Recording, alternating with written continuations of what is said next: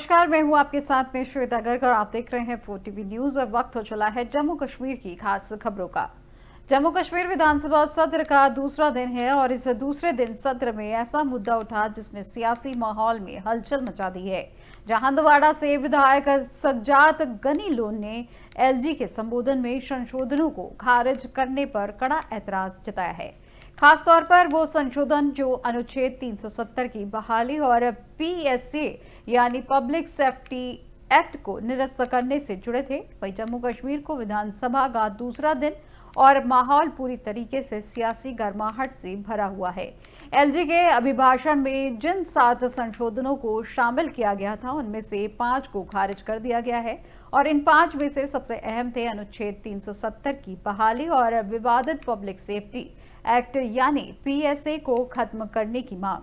वहीं हंदवाड़ा विधायक और पीपुल्स कॉन्फ्रेंस के मुखिया सज्जाद गनी लोन ने इस फैसले पर कड़ा ऐतराज जताते हुए इसे सीधे सीधे जम्मू कश्मीर के लोगों की आवाज दबाने की साजिश करार दिया है। जहां लोन ने विधानसभा में साफ कहा है कि ये संशोधन जम्मू कश्मीर की जनता की भावनाओं और उम्मीदों से जुड़े हैं।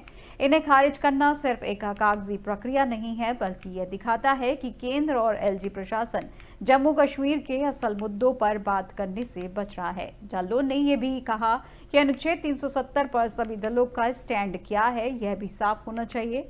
उन्होंने सरकार से इस पर पुनर्विचार करने और स्पष्टीकरण देने की मांग की है।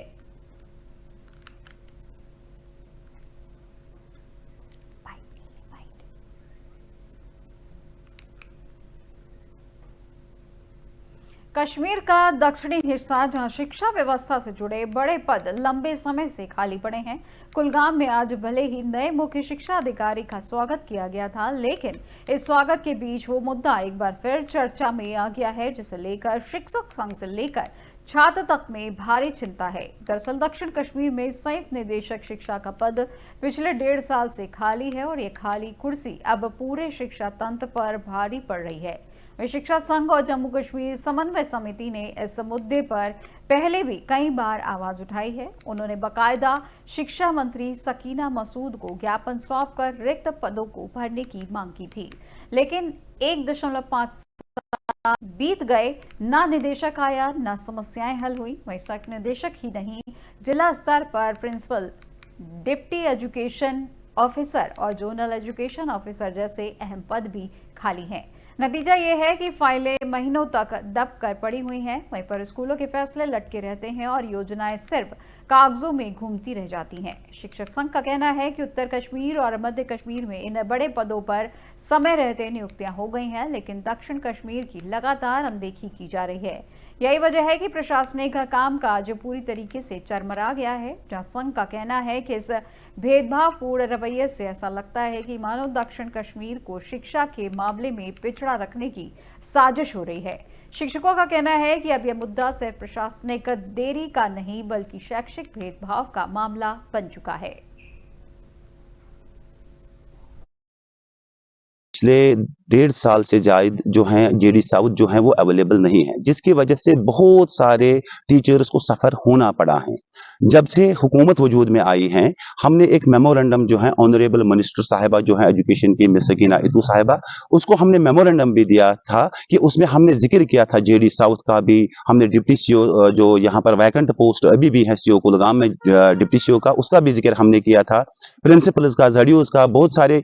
लेकिन हाल ही में जो जेडी नॉर्थ भी उसका भी जो है वो वहां पर सेक्शन किया गया है। पिछले श्रीनगर में पुलिस ने एक ऐसी खतरनाक साजिश का खुलासा किया है जिसने न सिर्फ कानून व्यवस्था को चौंकाया बल्कि दोस्ती और भरोसे को भी शर्मसार कर दिया है। जहां 5 महीने की साजिश दोस्ती दुश्मन बन गए और एक निर्दोष शख्स को एनडीपीएस केस में फंसाने के लिए पूरी प्लानिंग के साथ उसकी ही गाड़ी में नशे का सामान रख दिया गया। लेकिन कहते हैं ना कि अपराध कितना भी चालाकी से किया जाए पुलिस की नजरों से बच नहीं सकता, और यही हुआ श्रीनगर में भी। जहां ये कहानी है मंजूर अहमद भट्ट की, जो श्रीनगर के अस्तान मोहल्ला नतीपोरा का रहने वाला है। जहां सब कुछ ठीक चल रहा था, लेकिन जमीन के एक छोटे से विवाद ने उसकी जिंदगी में ऐसा भूचाल ला दिया जिसका अंदाजा शायद ही खुदा को मंजूर को भी नहीं था। वहीं पर 24 फरवरी को वकील यूसुफ मीर ने शहीदगंज पुलिस को एक संदिग्ध गाड़ी की जानकारी दी। नंबर था JK01AX8467 जो अक्सर करण नगर के ओसिस स्कूल के पास खड़ी नजर आती थी। जहां शक गहराया तो पुलिस ने गाड़ी पर नजर रखना शुरू कर दिया और इसके बाद जो खुलासा हुआ उसने पुलिस से लेकर पूरे इलाके में हड़कंप मचा दिया। मजिस्ट्रेट की मौजूदगी में जब गाड़ी की तलाशी ली गई तो उसके बूट स्पेस से चरस जैसी सामग्री मिली। फिर FIR दर्ज हुई और मंजूर अहमद भट्ट को गिरफ्तार कर लिया गया। लेकिन असली कहानी तो तब सामने आई जब दरअसल ये नशीला सामान मंजूर ने नहीं रखा था और ये उसके दोस्तों की साजिश थी, जिन्होंने उसे झूठे NDPS केस में फंसाने का पूरा खेल रचा था। पुलिस इस साजिश की परतें खोल रही है और माना जा रहा है कि इस मामले में कुछ और बड़े नामों का भी खुलासा हो सकता है।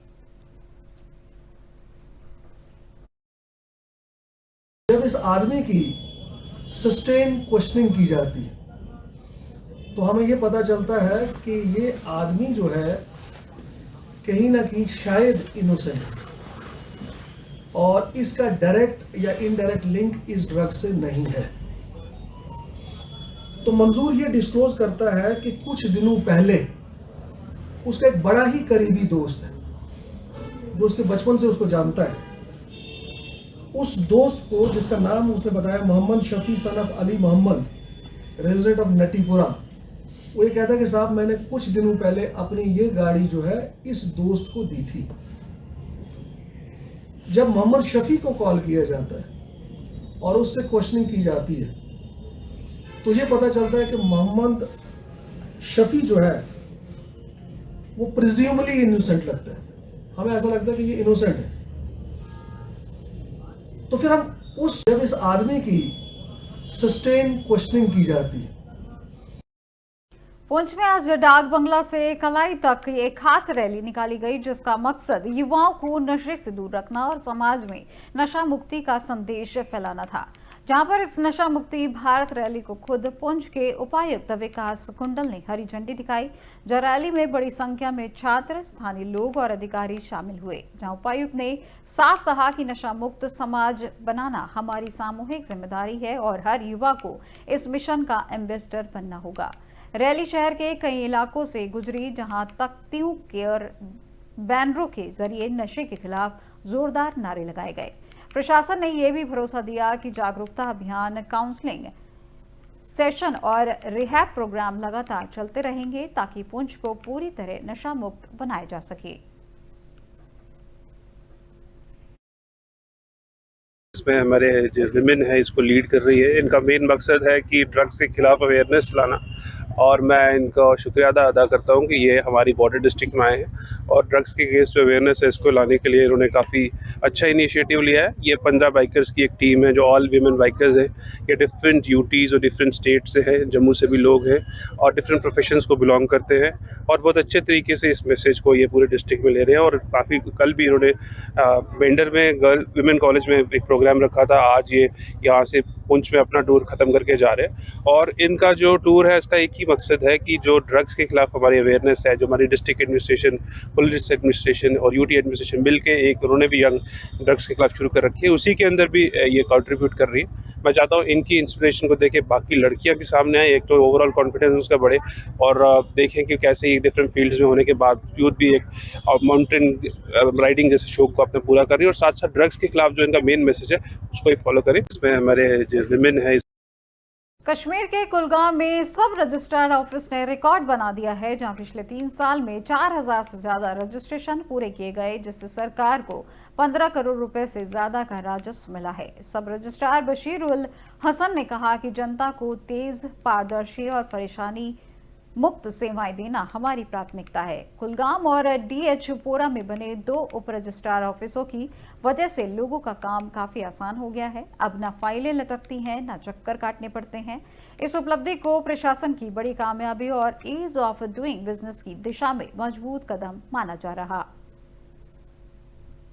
देखिए जी, अभी तक अगर हम देखेंगे पिछले 3 साल से मैं यहाँ सब रजिस्ट्रार भी हूँ, दोनों जगह सब रजिस्ट्रार कुलगाम भी और सब रजिस्ट्रार SDM धमालांजीपुरा, तो वहाँ का भी एडिशनल चार्ज है। तो इसमें पिछले 3 साल में अगर हम देखेंगे तो 3 साल में तकरीबन हमने 4000 के करीब जो रजिस्ट्रेशन यहाँ कुलगाम डिस्ट्रिक्ट में की है। तो इसके साथ साथ अगर हम रेवेन्यू की बात करेंगे तो मोर देन 15 करोड़ जो रेवेन्यू है वो गवर्नमेंट को आया है। इसमें जो है हमने 2 जगह यहाँ सब रजिस्ट्रार ऑफिस है, एक है सब रजिस्ट्रार कुलगाम और सब रजिस्ट्रार दमाला हांजीपोरा। जब भी लोग आते हैं तो उनको बिल्कुल अपना स्लॉट जो उनका होता है, टाइमिंग होती है बाजाब्ता, उनको वेट नहीं करना पड़ता है। टाइमिंग के हिसाब से बिल्कुल बाजाब्ता ऑनलाइन स्लॉट वो लेते हैं और ऑनलाइन स्लॉट जब वो लेते हैं तो उनको उसी वक्त पता चलता है कि किस दिन किस वक्त हमारा टाइम है। उसके साथ साथ हमने जो चेकलिस्ट बाहर लगा के रखी है उसमें हर एक, चाहे वो मॉर्टगेज हो, सेल डीड हो, गिफ्ट डीड हो या बाकी जितने भी डॉक्यूमेंट्स यहाँ बनते हैं। कश्मीर के बारामूला से खबर सामने आ रही है, जहां डंगपोरा बीकेपोरा इलाके में बिजली कटौती से परेशान लोगों का गुस्सा सड़कों पर फूट पड़ा है। जहां नाराज लोगों ने पीडीपी विभाग के खिलाफ जोरदार प्रदर्शन किया और बिजली संकट खत्म करने की मांग की है। जब प्रदर्शनकारियों का कहना है कि घंटों बिजली गुल रहती है, जिससे बच्चों की पढ़ाई से लेकर रोजमर्रा के काम तक ठप हो गए हैं। वहीं लोगों का आरोप है कि कई बार शिकायत करने के बाद भी अधिकारी सुध नहीं लेने दे रहे। जहां पर प्रदर्शनकारियों ने साफ कहा है कि अगर जल्द कोई ठोस कदम नहीं उठाया गया तो बड़ा आंदोलन छिड़ा जाएगा।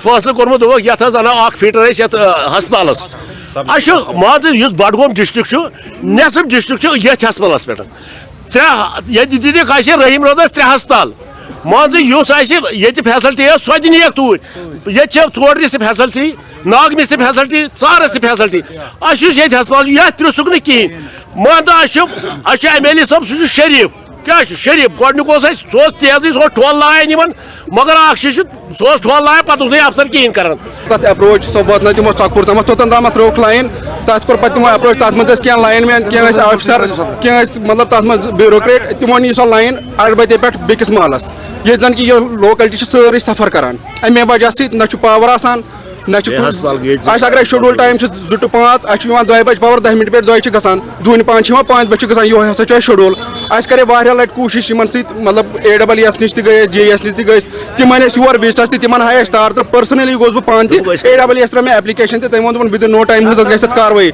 तम पे वुनिक तम 2 वरी गसान बिफोर 3 months गोस बह तमिस नश मे वो तमिस बे कर सर पतम लट रिक्वेस्ट तुम बदल जम्मू कश्मीर के शोपिया जिले में मंगलवार को 2 अलग अलग जगहों पर भीषण आग लगने से हड़कंप मच गया। जहां पहली घटना हरगाम इलाके के मुख्य बाजार की है, जहां तड़के अचानक आग भड़क उठी और कुछ ही देर में कई दुकानें और इमारतों को अपनी चपेट में ले लिया। दूसरी आग भुट्टो चौक मार्केट में लगी, जहां बाजार में अफरा तफरी मच गई। जहां दमकल विभाग ने काफी मशक्कत के बाद आग पर काबू पाया, लेकिन तब तक लाखों का सामान जलकर राख हो चुका था।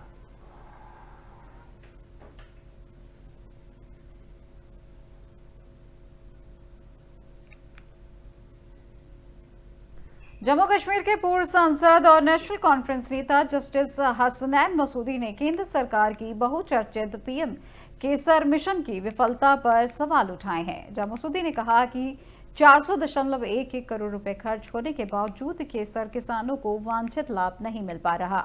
उन्होंने कहा कि मिशन के 2 बड़े घटक हैं, जो कायाकल्प और स्प्रिंकलर की सिंचाई और पूरी तरह विफल साबित हुए हैं। ना तो खेतों का कायाकल्प हुआ है और ना ही जिन 132 बोरवेल को खोदा गया था वो आज तक सही से काम नहीं कर रहे। जैसे कि आप जानते हैं, ज़ैफ़रान हमारा सबसे इम्पोर्टेंट कैश क्रॉप है। कोई ज़ैफ़रान की पैदावार से कोई 500 करोड़ का कारोबार होता था, लेकिन क्या हुआ कि जब से ये ज़ैफ़रान मिशन हुआ 2010-2021 में, तो था इसका ज़ैफ़रान मिशन का ये मकसद था कि हम प्रमोट करें इसकी जो कल्टीवेशन है, लेकिन उसके बरकस हुआ और आज ये हाल है कि 22,500 किलोग्राम से सिमेट कर ये कोई 2,000 किलोग्राम तक इसकी पैदावार पहुंचे। ज़ैफ़रान मिशन जो है वो कोई 400 करोड़ का मिशन था और उससे ये मकसद था कि हम 2 कंपोनेंट थे, एक हम रिजुविनेशन करें और स्प्रिंकलर इरिगेशन करें, ताकि जब मौसम खिज़ां में जब ज़ैफ़रान के फूल खिलते हैं तो उस वक्त नमी हो ज़मीन में, ताकि ज़्यादा से ज़्यादा पैदावार हो। हुआ ये कि 124 बोरवेल खोदे गए और 124 में से एक भी जम्मू कश्मीर के बजट सत्र के पहले दिन उपराज्यपाल के अभिभाषण पर विपक्षी दलों को मिली-जुली प्रतिक्रिया रही है, जब पीडीपी ने कहा कि वे इस भाषण से संतुष्ट नहीं है। वहीं परिजादा फिरोज अहमद ने कहा कि जिन्होंने जम्मू कश्मीर में सरकार बनाने के लिए भाजपा का समर्थन किया है, वे अब आलोचना करने के लिए सत्र से बाहर जा रहे हैं। जी, मैं आपकी वजह से कहना चाहता हूं कि बीजेपी खुद भी चाहती है कि यहाँ पर स्टेट हो, स्पेशल स्टेटस हो, लेकिन ये मजबूर है, अपने जो उनके ऊपर आका है उनको खुश कर रहे हैं। लेकिन ये जम्मू कश्मीर का हर एक आवाम, हर एक बच्चा, हर एक बुजुर्ग ये चाहता है कि जो हमारी स्पेशल स्टेटस था, जो हमारी स्टेट थी, एक मजबूत स्टेट थी। नेशनल कॉन्फ्रेंस पहले भी उसमें जो हमने इलेक्शन से पहले का, आज भी हम उसी काम पे कायम दायम है।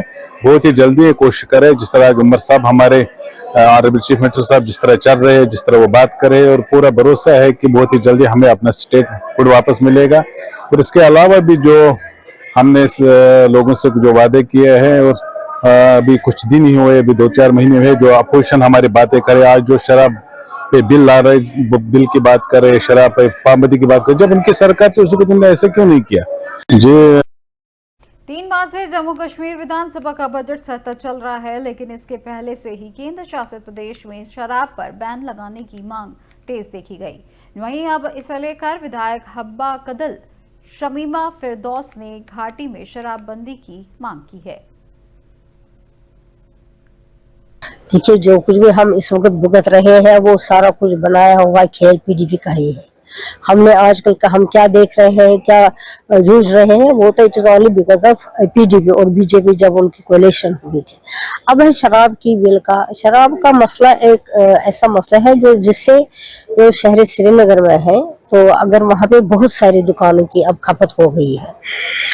जब से ये रिजीम आ गई पिछले 7-10 साल से पिछले, वहाँ पे हर एक जगह हम जहाँ पर भी जाते हैं वहाँ पे शराब की दुकान होती है। इससे का जो वहाँ का माशरा है, जो वहाँ के नौजवान हैं, बल्कि जो बुजुर्ग भी है वो भी पीते हैं वहाँ, जो वहाँ के लोग हैं, तो इसका असर बहुत ही बुरा है वहाँ शहर श्रीनगर में। मुझे भी लगता है कि एक तो जो लाइसेंस है जो वेरी रिसेंटली इजरा हुई है वो तो मनसूख होनी चाहिए। देखिए, जो कुछ भी हम इस वक्त 7 साल बाद जम्मू कश्मीर विधानसभा के सेंट्रल हॉल में अभिभाषण से बजट सत्र शुरू हुआ, जहां अभिभाषण में उपराज्यपाल ने कहा कि ये सत्र केवल एक विधायी औपचारिकता नहीं है, वहीं पर बल्कि सुशासन, पारदर्शिता और समावेशी विकास के लिए सरकार की प्रतिबद्धता का प्रतिबिंब है। साथ ही अब विधायक डोरूजी अहमद मीर ने भी राज्य की बहाली के बारे में बोला। क्या कहा, आइए देखते हैं। देखो, अभी 7 साल के बाद तो हाउस बना, और इन 7 सालों में सियासत बहुत हुई, जिसको जहां से हो सका फुटबॉल खेलते रहे। मगर अब हाउस शुरू हुआ, ये रफ्ता रफ्ता 40 दिन में बहुत सारी चीजें आप देखेंगे किस तरह से क्लियरफाई हो जाएंगी। हर पार्टी, हर लीडर अपना मौक़िफ़ धीरे धीरे करेगा। एक खुशी की बात है कि बिना किसी आपसी झंझट के लेट मेंबर स्पीक। जो भी पार्टियों को रिप्रेजेंट करते हैं या इंडिविजुअल उनकी कोई राय है, हाउस तो बेहतर प्लेटफॉर्म है, तो यहाँ पर एक दूसरे को डिसेंट तरीके से जवाब भी दिया जा सकता है। जैसे मैंने कांग्रेस के नजरिए से जम्मू कश्मीर को या जम्मू कश्मीर के साथ क्या हुआ, वो मेरा पार्टी लाइन था, मैंने रखा। अब भारतीय जनता पार्टी की कोई अपनी लाइन है तो वो तो बाउंड बाय देयर लाइन है, तो लेट देम स्पीक। दूसरे स्पीकर आएंगे, किसको कहां पर कैसे दुरुस्त करना है वो कंटिन्यू 2-2.5 महीने। देखो, अभी 7 साल के बाद तो हाउस बना। जम्मू कश्मीर कांग्रेस के अध्यक्ष तारिक अहमद कर्रा राज्य के दर्जे के मुद्दे पर लगातार अपनी बात रखते हैं और पहले भी वे बीजेपी पर हमलावर होते नजर आए हैं, और अब फिर से राज्य के दर्जे को लेकर कांग्रेस यूटी अध्यक्ष तारिक अहमद कर्रा ने अपना बयान दिया है। साथ ही विशेष दर्जे के संबंध में डिप्टी सीएम सुरेंद्र चौधरी का भी बयान सामने आया है।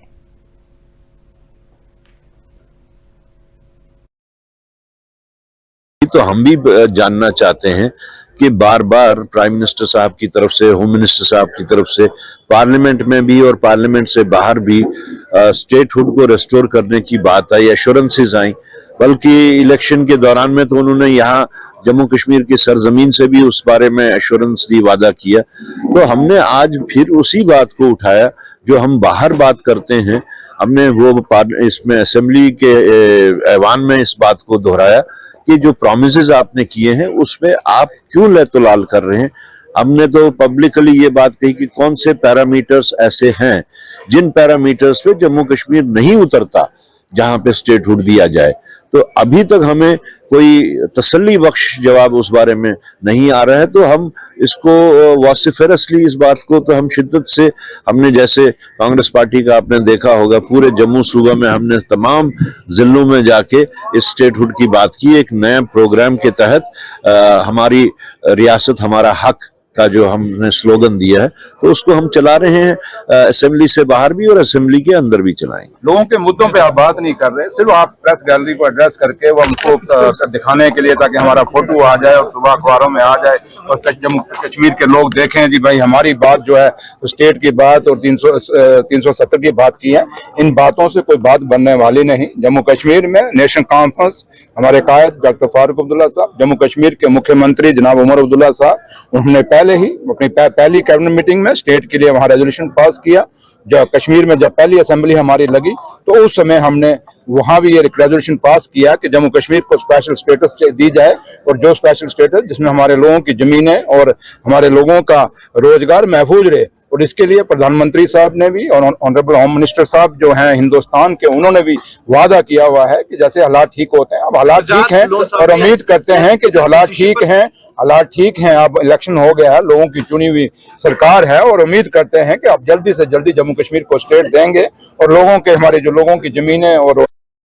भारतीय सेना द्वारा आज रामबन जिले में नचीलाना और खारी इलाके में एक प्रवेश परीक्षा का आयोजन किया गया जिसमें सैकड़ों बच्चों ने भाग लिया।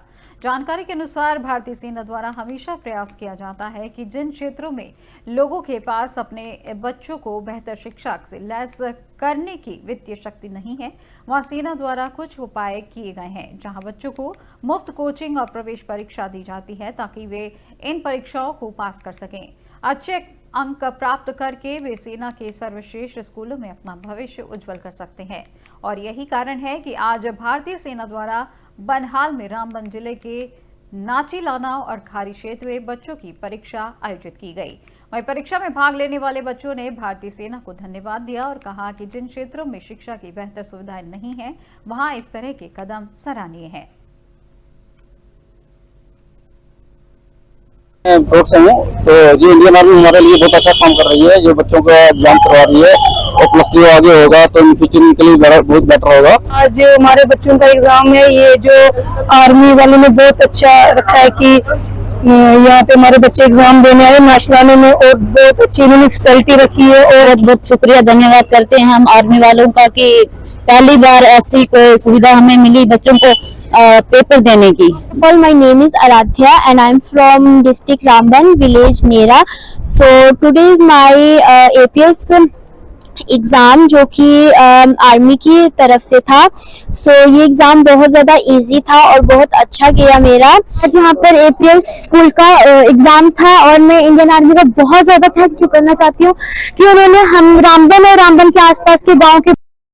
जम्मू कश्मीर विधानसभा का बजट सत्र चल रहा है जो सोमवार को शुरू हुआ है, जब मंगलवार को विधानसभा सत्र शुरू होने के बाद हंगामे का दौर देखने को मिला है, जहां सदन में नेशनल कॉन्फ्रेंस के विधायक सैफुल्ला मीर की टिप्पणी पर हंगामा हो गया, जहां अपने निर्वाचन क्षेत्र से संबंधित सवाल पूछते हुए नेशनल कॉन्फ्रेंस के विधायक ने कहा कि नियंत्रण रेखा के दूसरी तरफ बुनियादी ढांचा बेहतर है। वहीं भाजपा विधायक श्याम लाल और पीडीपी नेता और विधायक पुलवामा वहीदुर रहमान पारा का बयान सामने आया है।